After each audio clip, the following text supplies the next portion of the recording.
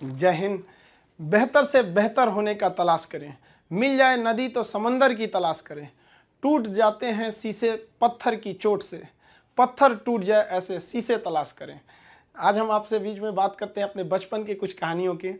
देखिए, हमारा परिवार एक जॉइंट फैमिली में, हम लोग एक छोटे से परिवार में जन्म लिए। सब लोग एक साथ रहते थे, अंकल सबका परिवार यहाँ पे। उसमें हम लोग के मकान के भी एक कमरे थे जिसमें हम लोग रहते थे। बचपन में हम बहुत बदमाश थे। मेरी मम्मी को सबसे ज़्यादा परेशानी थी, कोई जॉइंट फैमिली होने की वजह से क्या होता था कि परिवार में बहुत लोग रहते थे, मोहल्ले वाले, पड़ोस वाले। और उस समय मोबाइल वगैरह नहीं होती थी, हम लोग यही गुल्ली डंडा वगैरह वाला खेलते रहते थे। डेली किसी न किसी से हम झगड़ा किए रहते थे। मेरी मम्मी परेशान होकर रहती थी, ये करेगा क्या ज़िंदगी में, बहुत परेशानी हो जाती थी। और बचपन में थोड़ा सा फाइनेंशियली प्रॉब्लम होने की वजह से हर चीज़ लिमिटेड तौर पे मिला। स्कूल हम एक नॉर्मल से स्कूल में गए, और पेंसिल वगैरह तक का भी बचपन में हिसाब मिलता था। पेंसिल खरीद के आती थी, उसमें से आधा काट के आधा तुम लो आधा तुम लो, तुम्हारा पहले कैसे खत्म हो गया, तुम्हारा ज़्यादा कैसे चला। काफ़ी ये सब समस्याएं थी। घर के आगे एक कॉलेज था, उस कॉलेज में हम लोग जाते थे देखने के लिए, किसी का पेंसिल तो छूट नहीं गया, किसी का पेन, मतलब जो कुछ किसी का रह जाता था छुट्टी के बाद तो लेके आते थे लोग। या फिर किसी का मतलब कोई किसी के पेज में, किताब में, कॉपी में कुछ पेज सादा बच जाता था, तो हम लोग उसको कलेक्ट करके ले आते थे और मम्मी को देते थे। मम्मी देखिए, इसमें 2 पेज सादा है, इसमें 3 पेज है। उस सबको ले आके एक जगह बनाते थे। मम्मी उसको सुई धागा से सिल देती थी और उसको हम लोग एक कॉपी बना लेते थे। आज भी आदत उसी में है। ये आज महंगी कॉपियों पर तो हाथ ही नहीं चलता है, वहाँ पर उसी भी आदत लग गई है वहाँ। और बचपन में हम लोग के घर पे गाय वगैरह भी थी, छोटे छोटे जानवर वगैरह, ये सब के पालने में इन लोग के लिए करते रहो। ये सब करते करते बचपना निकल गया। और इस बीच मेरे पिताजी जो थे वो अलग अलग जगहों पे वर्क करते रह गए, कभी शिप बिल्डिंग में, कभी पाइपलाइन में, कभी फॉरेन में, अलग अलग जगह पे। एक स्टेबल नहीं रहा, जिसका खामियाजा हम लोग को आगे जाके बहुत बड़ा भुगतना पड़ गया था। फाइनेंशियली खराब होने की वजह से हमको शुरुआत में, हम जब 8 पास किए तो वहीं से हमको फौज में जाने का थोड़ा सा जुनून लगा कि हमको फौज में जाना चाहिए। तो हम 9th में जब पढ़े थे, सैनिक स्कूल का एंट्रेंस का एग्जाम दिया, उसमें मेरा सिलेक्शन ही नहीं हुआ। पता नहीं क्यों सैनिक स्कूल में नहीं हुआ। तो फिर हमने पॉलिटेक्निक का दिया, तो पॉलिटेक्निक के भी उसमें देखिए, एक्चुअली क्या है कि जो एकेडमिक पढ़ाई होती है उससे थोड़ा सा बेटर होता है जो कॉम्पिटिटिव होती है। तो 8 के बाद ही सैनिक के लिए एक कॉम्पिटिटिव वाला माहौल आ गया था। फिर पॉलिटेक्निक में दिए, उसमें रैंक अच्छा नहीं आया तो हम कहे छोड़ो, अब नॉर्मल 10th यानी मैट्रिक करते हैं, उसके बाद इंटर करते हैं। इंटर करने के बाद फिर हम लोग ने सोचा कि एनडीए का देते हैं। इस बीच एआई ट्रिपल हम लोग के वक्त में होता था, एआई ट्रिपल ही, उसको दिए। आईआईटी के दिन तो हम सोए रह गए थे वहाँ। फिर एनडीए के गए सिलेक्शन के लिए, तो एनडीए में रिटन एग्जाम हुआ, वो काफ़ी ठीक ठाक था। और एनसीसी वगैरह हम लोग ने किया था, तो उससे फौज से काफ़ी ज़्यादा उससे जानने को मिल गया, कौन सा हथियार कैसे काम करता है। ये वो एक जुनून हो गया कि भाई हम लोग को ये कॉन्फिडेंस था ना कि फौज में हो जाएंगे तो ट्रेनिंग की कुछ खास जरूरत नहीं पड़ेगी। हम लोग तो इसे बहुत हद तक जानते हैं हथियारों के बारे में। सब होने के बाद वहाँ पे क्या होता है कि ये सिलेक्शन काफ़ी प्रोसीजर काफ़ी कॉम्प्लेक्स होता है। वहाँ मेडिकल जांच होती है हर चीज़ का। मेरा हाथ काफ़ी टेढ़ा है, अभी इतना टेढ़ा होने की वजह से दोनों हाथ कि मतलब अब मेडिकली आउट कर दिया जाए। अब मेडिकल आउट होने की वजह से ये सब चीज़ें सही नहीं हो सकती हैं। तो यही एक तो वही था मेरे लाइफ का। इसके आगे हमने कोई सपना ही नहीं देखा था कि हमको कुछ और भी करना है। शुरू से ही फौज में ही जाना था हमको। अब हमारे लिए तो एकदम विकट परिस्थिति हो गई, साथ ही साथ फाइनेंशियली भी दिक्कत हो गया। अब क्या करें। तो नॉर्मल एक सरकारी स्कूल से इंटर था मेरा, फिर एक नॉर्मल ग्रेजुएशन किए, ग्रेजुएशन बीएससी। अब इसमें फाइनेंशियली दिक्कत भी बहुत ज़्यादा आ गया। इन दिक्कत में सबसे ज़्यादा साथ दिया मेरे 3 दोस्तों ने, सोनू, पवन, हेमंत। ये 3 दोस्तों ने हमारा बहुत ज़्यादा हेल्प किया। और हम सबसे खुश नसीब हैं, हम ये कह सकते हैं कि दोस्त हमें बड़ा बढ़िया मिले। तो सोनू था, पवन, हेमंत, इन लोग के पास जो पॉकेट मनी आती थी ना, तो जो घर से उसमें से काट के कुछ हमको दे देते, कुछ ये, तो हम लोग में मिलजुल के अच्छे से करते थे। तो एक साथ में हम लोग पढ़ाई करते थे। हम सबको, चारों को, हम लोगों को डिफेंस में ही जाना था। अब हम लोग ने क्या किया भाई, बाकी लोग की फाइनेंशियली ठीक थी, हेमंत की भी सही नहीं थी, तो वो सेल्फ डिपेंडेंट था। तो हेमंत ने कहा कि एक काम कर तो भाई, चलो तुम भी को टीचिंग में ले आते हैं। तो उसने क्या किया, हमको एक होम ट्यूशन के पास ले गया पढ़ाने के लिए। होम ट्यूशन, अब वो हम लोग को बच्चों को उतना पढ़ाने का आइडिया नहीं, बस उसको लड़का बहुत पढ़ने में कमजोर था और उसको होम ट्यूशन पढ़ाया गया ना, स्कूल में बहुत अच्छा टॉप पे आ गया वो। उसके घर वाले काफ़ी खुश हुए सब, और वो बहुत अच्छा सा पढ़ रहा था।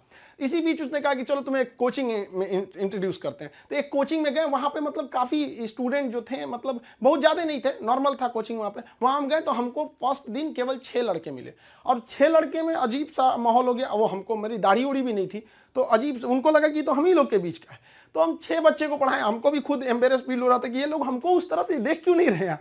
अब उसको 6 लड़कों से अगले दिन वो 50 हो गए, फिर 100, 150, इतना तेज बढ़ने लगा।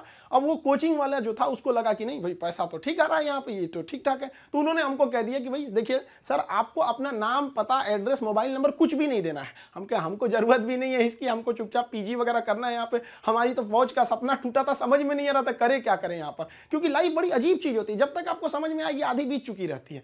यहाँ लाइफ में क्या होता है, सोचेंगे क्या, बनेंगे क्या, ख्वाहिश कुछ और चीज की रहती है। यही है जिंदगी, सबको इसी के साथ चलना रहता है। तो हमने कहा कोई बात नहीं। उन्होंने कहा कि चलो भाई, हमारा उनको नाम पता था तो टाइटल की वजह से उन्होंने खान नाम दे दिया, खान सर। धीरे धीरे वहां पे पढ़ाते रहे, वहां पे लड़के बहुत हो गए।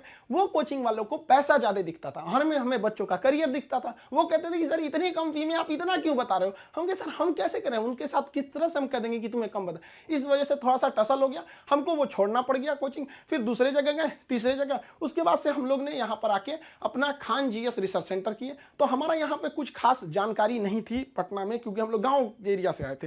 तो यहाँ पे कुछ पार्टनर्स वगैरह को कुछ ढूंढे यहाँ के लोगों को। उन लोगों ने तो सत्यानाश ही कर दिया। उन लोगों ने सारा चीज 6 महीने बाद उन लोगों का फुल प्लानिंग था कि कोचिंग को हड़प लेना है। उन लोगों ने कहा कि बेंच भी मेरा, कुर्सी मेरा, पंखा में, सब कुछ। हम तो परेशान हो गए, मेरे पास कुछ भी नहीं बचा। ये हाल कर दिया लोगों ने कि हमारे जेब में केवल 40 रुपया बचे थे और घर लौटने के लिए 90 रुपये चाहिए था। हम परेशान हो गए, भाई कम से कम 90 तो छोड़ो, घर चले जाएं यार, पे यहाँ पे क्या कर दिए। कोई दिमाग काम नहीं कर रहा था। तो गंगा के किनारे हम बैठे थे शाम के वक्त में, टेंशन में। यहाँ पर सोचे कि अब टेंशन में जाएंगे, अब रूम। तो यहाँ से जब रूम पे गए, वहाँ पे पता चला वो दरवाजा खटखटाए तो कोई खोल ही नहीं रहा था। बड़ा देर बाद खोले तो मुझे कहाँ थे, हम कहे यहीं पे नदी बैठे थे, टेंशन में थे थोड़ा सा। कहे कितना टाइम हो रहा है, हम कहे यही 7-8 बज रहा होगा। तो उन्होंने कहा कि घड़ी देखो। हम देखे रात का 2:30 बज गया था। टेंशन से ना दिमाग काम नहीं कर रहा था, क्या करे क्या नहीं, अजीब सा माहौल हो गया था। अब हमको समझ में आ गया कि भाई हमारे पास केवल 40 बचा है, यानी ऊपर वाला हमको रोक रहा है यहाँ पर किसी ना किसी वजह से, तो हमें रुकना चाहिए। अब फाइनली हमने भी डिसाइड कर लिया कि अब हमको अपने फिर से एक नई शुरुआत करनी है। इस बीच हमको एक अनुभव मिला कि भाई सब पे आप आंख बंद करके भरोसा नहीं कर सकते। अब टीचर और स्टूडेंट का एक रिलेशन भारत में बहुत बेहतरीन है, ये आदिकाल से देखा जाता है। तो हमने क्या किया ना, अब कोचिंग्स में ना स्टूडेंट्स जो थे, बहुत जो पुराने थे, जिनका मान के चलिए कहीं जॉब हो गया, अभी ज्वाइनिंग लेटर का वेट कर रहे हैं ऐसे, तो उन लोगों को रखे कि भाई देखो हम लोग को फिर से शुरुआत करनी है, क्योंकि ऐसे हम लोग छोड़ नहीं सकते हैं। क्योंकि यहाँ पे क्या हो गया कि कोचिंग एक इंडस्ट्री बन चुका है, लोग इसको इनकम सोच रहे हैं। अब हम लोग आंख में इसलिए खटकते थे, हम लोग के लिए पैसे मायने नहीं रखते थे, लड़कों का पढ़ाई मायने रखता था। तो प्रॉब्लम तो सबको हो रही थी, तो हम लोगों को ये शुरुआत करनी थी। अब शुरुआत किए कैसे तैसे, थोड़ा बहुत पैसे से स्टार्ट किए लोग। अब वहां पे क्या है कि जो गरीब है पैसे मत दो भैया, विकलांग हो मत दो, कभी कोई इस तरह से जोर नहीं दिया गया। इस वजह से ही फाइनेंशियल प्रॉब्लम है। अगर अदरवाइज में आदमी पैसे के पीछे पड़ा रहता तो कोई प्रॉब्लम नहीं था। इस बीच हमारे कोचिंग पे बम चल गया, तबातोड़ बम चल रहा है। हमको अजीब सा लग गया कि भाई हम कोचिंग में कि बॉर्डर पे खड़े हैं, हमारा सपना तो नहीं पूरा हो गया, हम फौज में आ गए हैं।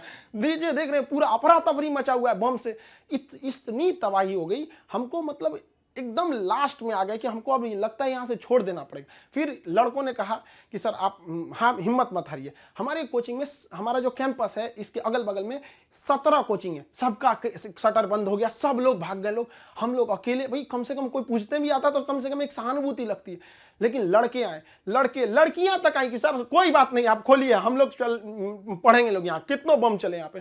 तो हम क्या किए, पूरे कैंपस में मेरे कोचिंग पे सुबह में बम चला था, शाम वाले बैच में पूरे फुल प्लेजेड से स्टूडेंट आए थे। और जो बच्चे पढ़ रहे थे उसके अगले बैच के बच्चे नीचे खड़े होकर कह रहे थे कि अगर बम चलेगा तो पहले हमारे ऊपर बम चलेगा, कोचिंग को कुछ नहीं होने देंगे। बहुत हेल्प हुआ हमको यहाँ पर, बच्चों ने ही हमको बहुत ज्यादा सपोर्ट किया। और धीरे धीरे ऊपर वाला सबको देखते रहता है, क्योंकि हम दूसरे के सीसीटीवी कैमरे से बच सकते हैं, ऊपर वाले के सीसीटीवी कैमरे से नहीं बच सकते हैं। और अचानक साथ मिला, सारे बच्चे देखते देखते हमने बच्चों के लिए लाइब्रेरी भी डाला, वो पटना का सबसे बड़ा लाइब्रेरी हो गया। फिर कोचिंग बड़ा हो गया, सब कुछ सही हो गया, लड़कों का रिजल्ट आने लगा, सारे लड़के खुश हो गए। और खास करके उस बैच के लड़के जो पढ़ रहे थे और जिनके पास बम्बार्डमेंट हुई थी, वो भी उनके लिए पहला अनुभव था। सब डर गए थे कि आखिर क्या हो रहा है। और देखते देखते सब कुछ सही हो गया। तब तक अचानक बीच में आ गया कोरोना, और कोरोना ने लॉकडाउन किया और सब चीज घर के अंदर हो गया। और हम लोग के लिए एकदम नया अनुभव। और नॉर्मल जब कोरोना होगा, शुरुआती लॉकडाउन इतना स्ट्रिक्ट था, पता चला कि अब तो आपको ऑनलाइन ही पढ़ाना पड़ेगा। और हमारी जैसे ऑनलाइन आदमी को ऑनलाइन कुछ पता ही नहीं, फेसबुक चलाने नहीं आता हमको, सुनते हैं कि टेलीग्राम व्हाट्सएप की तरह होता है, लेकिन हमको आज तक टेलीग्राम पता नहीं चल पाया। और हमारे जैसे आदमी को ऑनलाइन आना पड़ेगा, तो हम तो आफत हो गया मेरे लिए।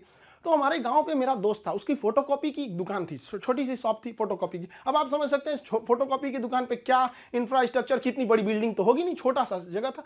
अब वो शटर सामने थी, शटर गिराते थे लोग, एक लकड़ी का पलाई बनाए उस पर पढ़ाना चालू किए। पता चला सामने से पुलिस की गाड़ी जाती थी, तो शटर के अंदर हम लोग पड़े हैं, पसीना हो रहा है, वैसे पुलिस का सायरन आ रहा है, आवाज आ रहा है। लड़के कह रहे सर कैसे वीडियो बना रहे हैं, कहाँ से बना रहे हैं, ना लाइट सही है ना आवाज सही है। हम कहे भाई हमको यही है जो है यहाँ पे। मेरा सारा सेटअप जो पढ़ाने का इंस्ट्रूमेंट होता है, जो पीछे पैनल लगे होते हैं पढ़ाने के लिए, वो सारा पटना में रह गया था और हमारे गांव में ऐसी व्यवस्था नहीं थी। हम क्या करें। और जो 2020 का लॉकडाउन था, बहुत ही स्ट्रिक्ट लॉकडाउन था, तो उस लॉकडाउन में हमको आना था पटना, कैसे भी आने का कोई साधन नहीं था। तो हम ट्रक के क्लीनर बन के आए थे। खलासी जो होता है, ऐसे गंजी पहन के गमछा बांध लिए थे, चलो चलो चलो, ऐसे क्लीनर बन के आए यहाँ पे, खुद ही लोड किए, सब कुछ किए और लेके जाए। अब स्टूडियो कैसे बनता है भाई पता ही नहीं, तो 2 ठो बांस लाए, ऊपर बांस लगाए, उसमें ट्यूबलाइट को रस्सी से बांध के बना दिए और वैसे ही पढ़ाना चालू किए लोगों को। अब वहाँ मेरे पास हर साधन आ गया पढ़ाने वाला, अब लोगों को समझ में आने लगा। धीरे धीरे धीरे धीरे लोग पसंद करने लगे यहाँ पे कि हाँ ये बात सही है। अब हमारे एक दिल्ली के हमारे एक मित्र हैं मिश्रा जी, उन्होंने सारा सेटअप किया कि ये कैमरा ठीक रहेगा, ये लाइटिंग ठीक रहेगी, ऐसे ऐसे सही रहेगा। उन्होंने बहुत बेहतर काम कर दिया, मेरे लिए अच्छा हो गया। अब इस बीच अब लड़कों का कोर्स चालू करने के लिए एप्लीकेशन बनाने लगे, तो धीरे धीरे धीरे धीरे लड़के एप्लीकेशन पे देखने लगे, यूट्यूब पे। और हमको तो आज तक समझ में नहीं आया कि यूट्यूब पर एजुकेशन के फील्ड को हम ऐसे देखते हैं कि वो लोग भी कमेंट करते हैं, कहते हैं कि सर हमारा किसी जनरल कंपटीशन, हम किसी कंपटीशन की तैयारी नहीं करते हैं, नहीं हमको कोई एग्जाम से मतलब है, फिर भी हम देखते हैं। हमको इस बात की इतनी खुशी होती है, इसलिए नहीं कि वो लोग हमारा वीडियोस देखते हैं, इसलिए कि जो लोग पढ़ाई छोड़ दिए हैं उनको भी इस बात का अफसोस है कि हमने पढ़ाई क्यों छोड़ा। और ये कंफर्म है कि वो अपने बच्चों को या समाज को आगे पढ़ने के लिए जरूर करेंगे। और इस देश को जो पीछे गया है उसको आगे ले जाने का एकमात्र रास्ता है शिक्षा, क्योंकि शिक्षा जिसके पास रहेगी वो कभी किसी से नहीं डर सकता है, अपने अधिकार के लिए खड़ा रहेगा। तो काफी खुशी होने लगी। लेकिन ऑनलाइन का हमको बहुत ज्यादा आइडिया नहीं लगा, तो धीरे धीरे धीरे धीरे क्या हुआ, संघर्ष आगे बढ़ा। अब होता क्या है कि लाइफ में कभी इंसान कोई लिफ्ट की तरफ बढ़ जाता है तो उसको काफी खुशी होती है, अरे बाप रे बहुत ऊंचाई पे आ गया। लेकिन जो सीढ़ियों की तरफ बढ़ता है ना, ऊपर जाके उसको एक थकान होती है, लेकिन दिल से एक सुकून भी मिलता है कि मेहनत से बढ़े। तो उसके लिए ऊंचाई बहुत मायने नहीं रखती है। तो जो लोग देखिएगा ना उतराने लगते हैं, अहंकार कर देते हैं, उस सबसे लिफ्ट से बढ़ा है सब वहां पे। तो जीवन में कभी किसी को अहंकार तो करना ही नहीं चाहिए यहाँ पर, और ना ही दूसरे की बुराई करनी चाहिए। दूसरे की बुराई से कोई फायदा नहीं मिलता है, आपस में मिलजुल कर रहना चाहिए। बुझ जाते हैं कभी दिए तेल की कमी से भी, हर बार कसूर हवाओं का नहीं होता है। आखिर में हम आप सबसे यही कहना चाहेंगे कि ये दुख, ये दर्द, ये गम, ये सब तेरे अंदर है। तू खुद के बनाए पिंजड़े से बाहर निकल के देख, तू अपने आप में एक सिकंदर है। इस वीडियो के बारे में अपनी राय नीचे कमेंट सेक्शन में हमें बताएं और अपने दोस्तों के साथ ये वीडियो शेयर करना ना भूलें।